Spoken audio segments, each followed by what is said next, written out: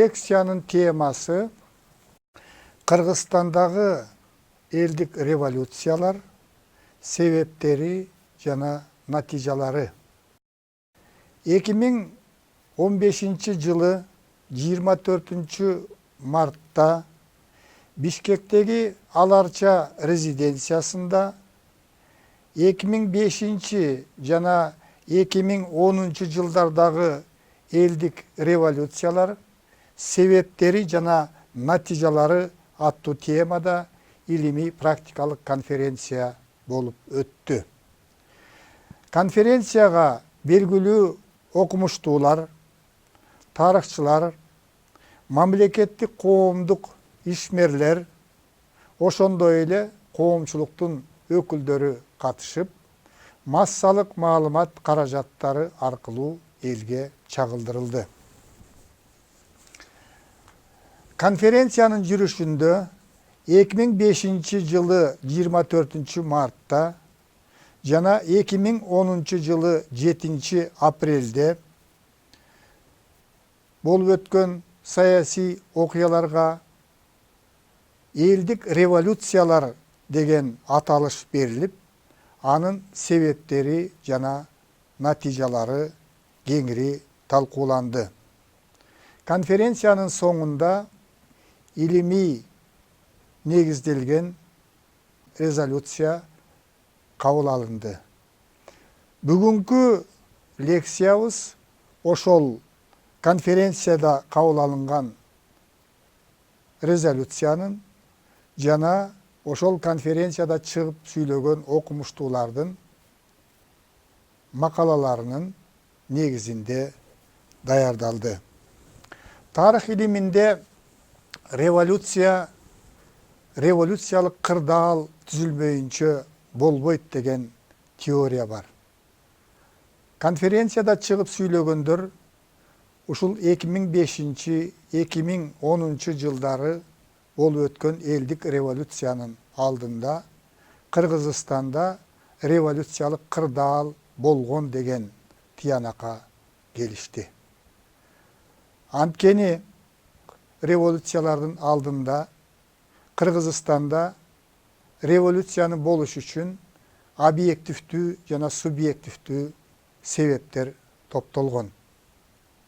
Негизги объективдүү себептердин бири ушу эки революциянын алдында саясий бийликтин башында турган күчтөр өлкөнү өзлөрү каалагандай башкара албай калган.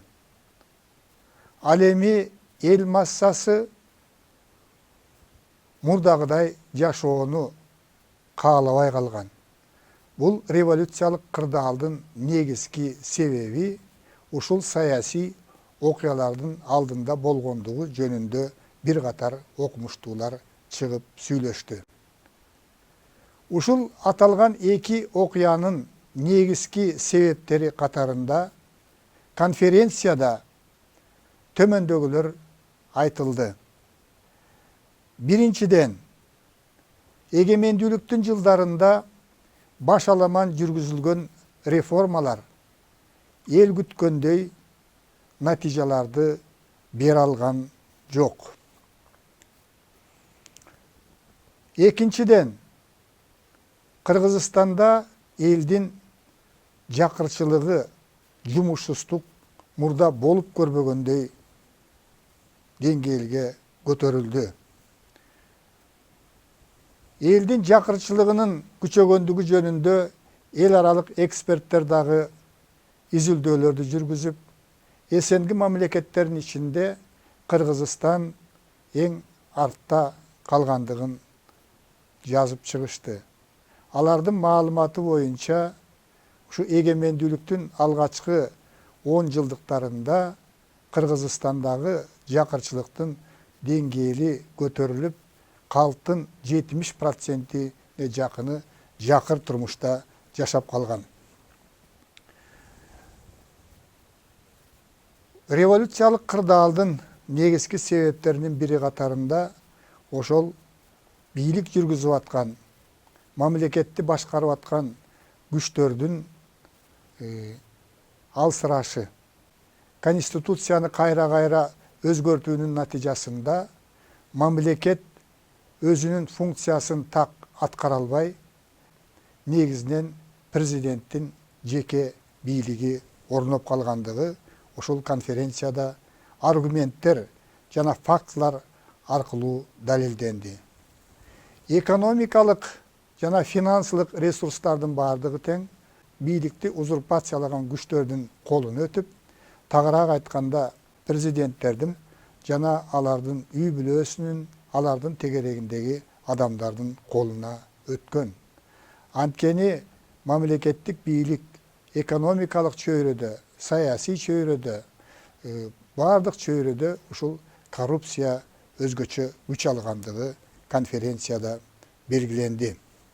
Экс-президенттердин туугандары, анын жакын адамдары мамлекеттик бийликтин органдарына, өзгөчө сот бийлигине дагы кийлигишип, өзлөрүнүн ойлорун таңуулай баштагандыгын айткан окумуштуулар болду. Эгемендүүлүктүн жылдарында өткөн шайлоолордун бардыгы ушул добуштарды сатып алуу жана шайлоонун жыйынтыгын бурмалоо менен өткөндүгү көпчүлүккө белгилүү болгон. Мындан тышкары элди нааразы кылган дагы бир жагдай бул Кыргызстандын ата-бабалар кылымдардан бери сактап келген жерлеринин коңшу мамлекеттерге жең ичинен же ачык эле сатыла башташы көпчүлүктүн нааразычылыгын күчөткөн.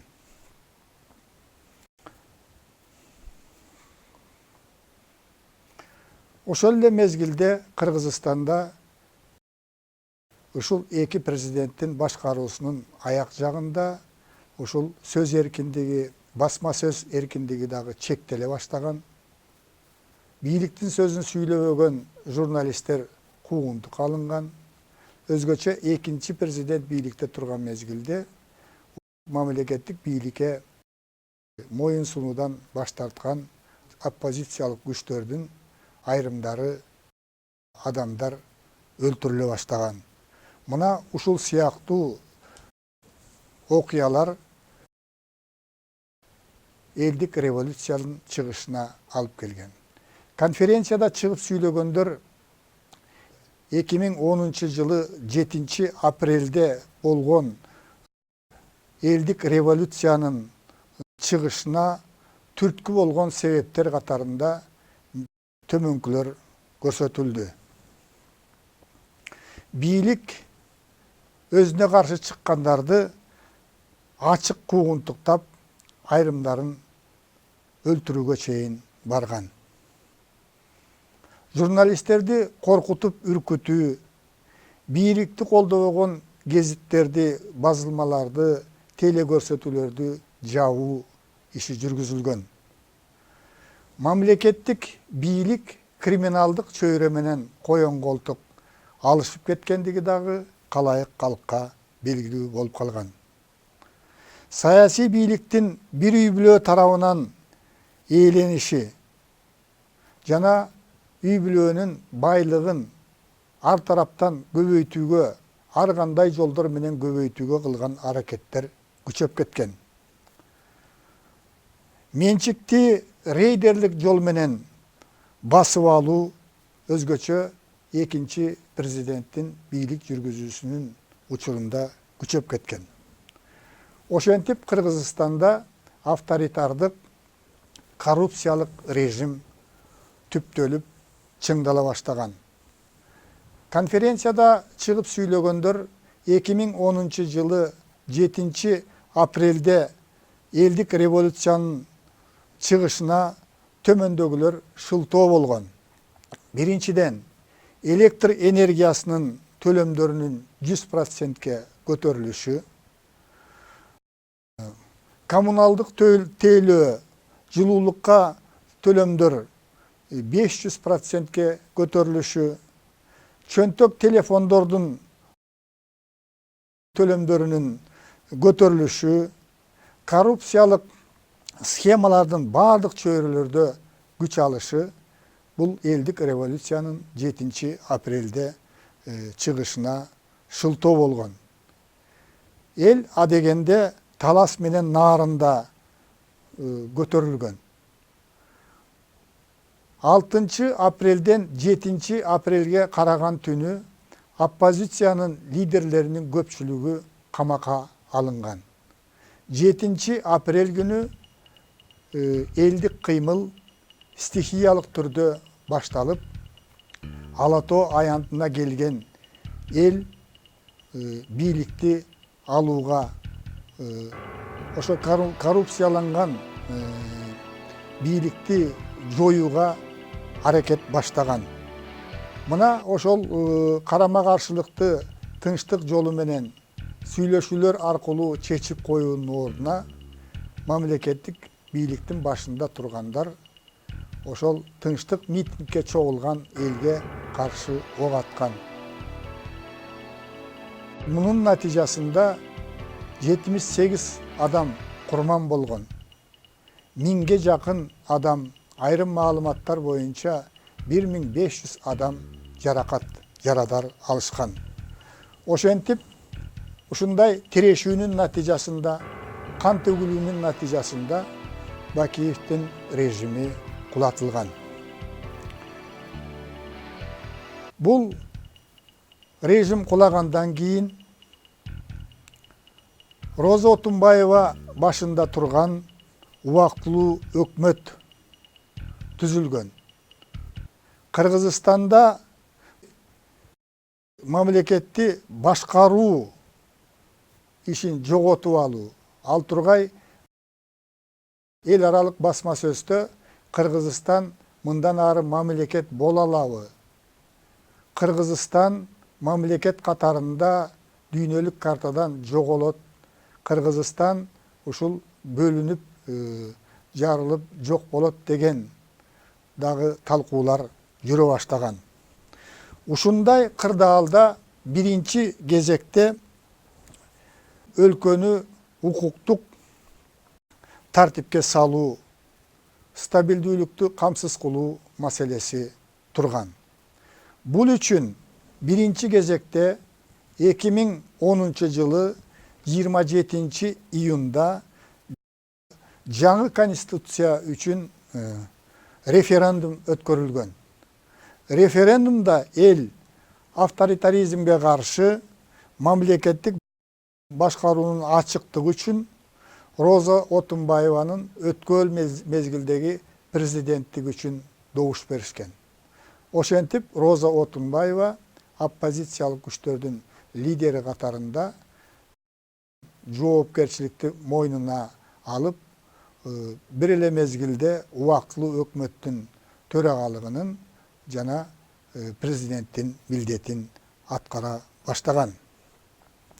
Экинчиден, өлкөдө стабилдүүлүктү камсыз кылуу үчүн экинчи кадам бул 2010 жылы 10 октябрда өткөрүлгөн парламентке шайлоо болду. Парламентке болгон шайлоолордун натыйжасында парламентке оппозициянын өкүлдөрү дагы кирди. Мурдакы эки президенттин мезгилинде жооптуу жогорку мамлекеттик кызматтарда иштеп жүргөн адамдар дагы парламентке депутат катарында шайланышты. Бул абал өлкөдөгү тирешүүнү жоюп, стабилдүү абалды түзүүгө түрткү болгон. Үчүнчүдөн, өлкө жаңы конституцияга ылайык президенттик башкаруудан парламенттик башкарууга өтүү жолун тандап алды. 2011 жылы 1 декабрда Алмазбек Атамбаев Кыргыз Республикасынын президентинин кызматына киришти. Анткени ал президенттик шайлоолордо шайлоочулардын 63,2% добушун алган. Кыргыз Республикасынын президенти өлкөнү туруктуу өнүктүрүүнүн улуттук стратегиясын бекиткен. Бұл программада өлкөнү өнүктүрүүнүн, реформалоонун багыттарынын приоритеттүү негизги багыттары аныкталган. Стратегияны ишке ашыруу үчүн президент башында турган координациялык кеңеш түзүлгөн.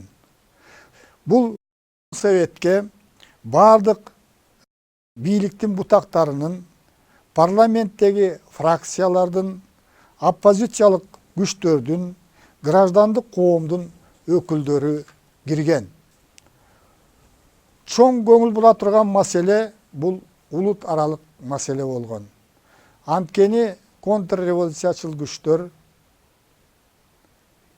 өлкөбүздүн түштүгүндө Ош жергесинде 10 июнда эки боордош элдин ортосунда, тагыраак айтканда өзбектер менен кыргыздардын ортосунда улут аралык жаңжалды чыгарууга жетишкен. Бул жаңжалда 400-төн ашык адам курман болуп, 20-дан ашык адам дайынсыз жок болгон. Көп адам жаракат алган. Бул үчүн элдердин биримдигин, улут аралык биримдикти чыңдоо керек эле.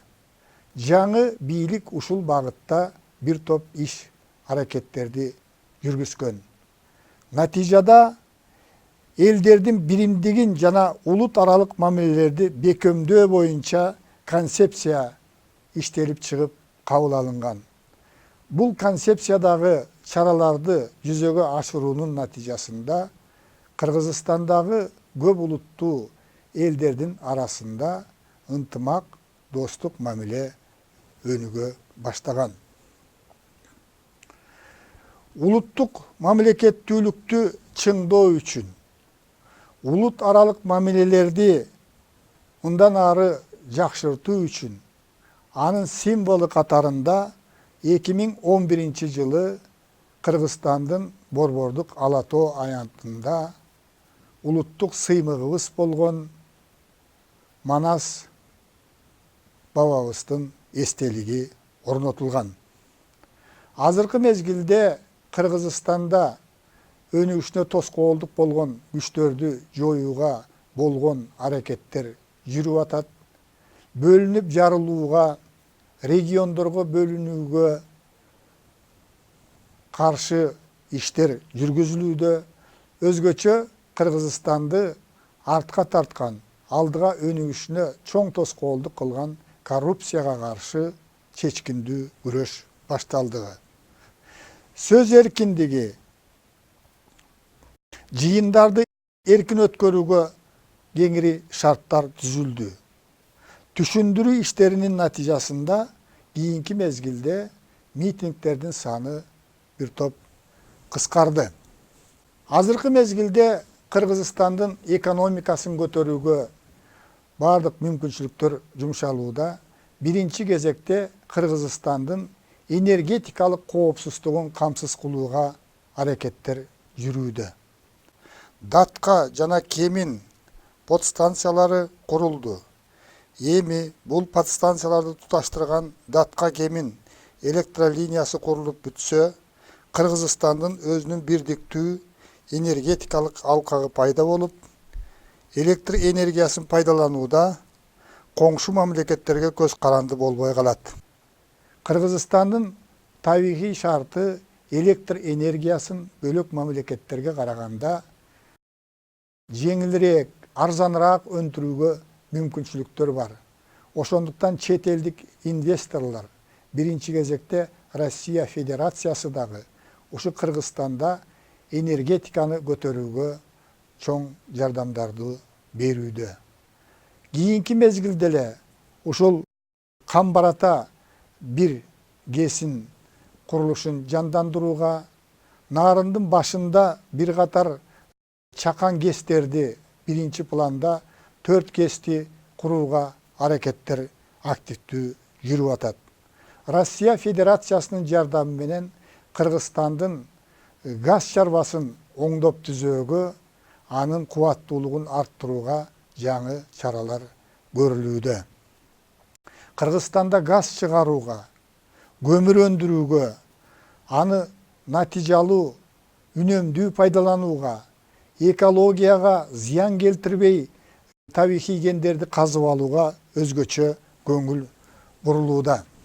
Жез менен алтындын бозумчак кени казуу башталды. Коррупцияга каршы күрөштүн көрсөткүчү катарында жер үй алтын кени жөнүндөгү маселени айтсак болот. Бул кенди иштетүүгө уруксаат берүүчү лицензия мурдагы режимдин учурунда болгону 7.000 америкалык долларга сатылып кеткен. Азыркы учурда жер үй кенин иштетүү укугунун алгачкы баасы 100 миллион америкалык долларга бааланып, ачык аукционго коюлду. Мурдакы режимдердин тушунда ушул Кыргызстандын кен байлыктары, кумтөрдөгү кен байлыктагы, бөлөк жердеги Кыргызстандын кен байлыктары дагы аларды иштетүүчүлөргө эң эле арзан баада сатылып кеткендиги аныкталып отурат. Бул элге каршы, мамлекетке каршы жүргүзүлгөн тескери иштер, мунун баардыгы тең ошол мезгилде коррупциянын гүлдөп өнүккөндүгүнөн кабар берет.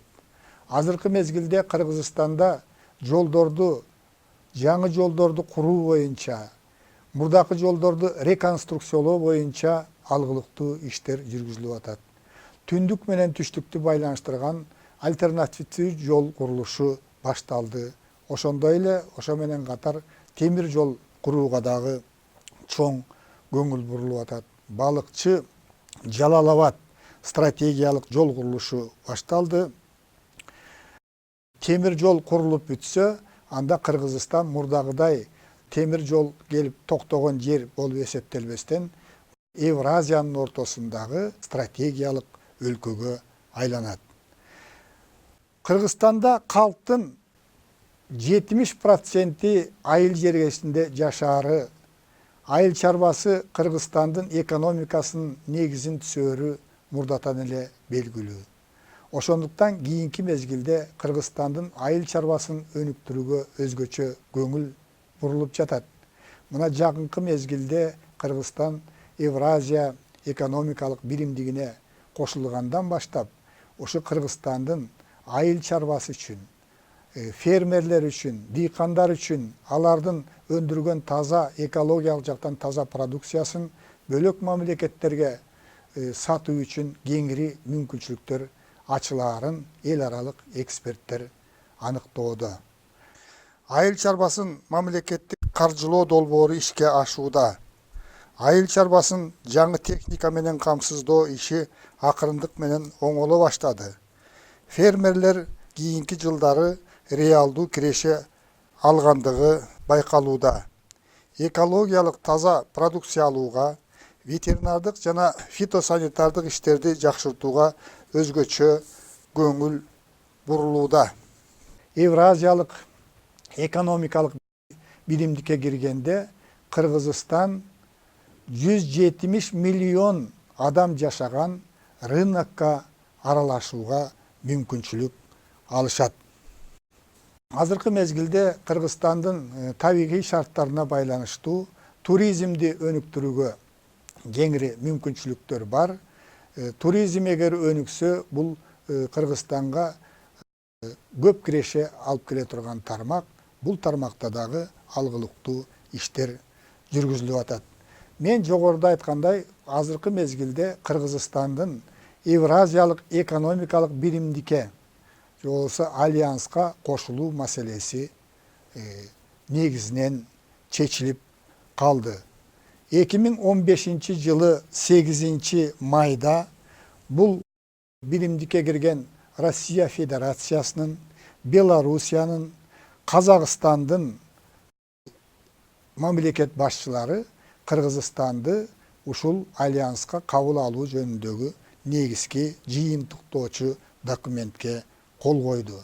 Кыргыз Республикасынын жогорку кеңеши дагы Кыргызстандын бул биримдикке кириши жөнүндөгү негизги документтерди ратификациялады. Кыргызстандын Евразиялык биримдикке кириши жөнүндөгү документ бул союзду негиздеген анын негизги мүчөлөрүнүн парламенттери тарабынан ратификацияланса, анда Кыргызстан бул биримдиктин толук кандуу мүчөсү болуп калат.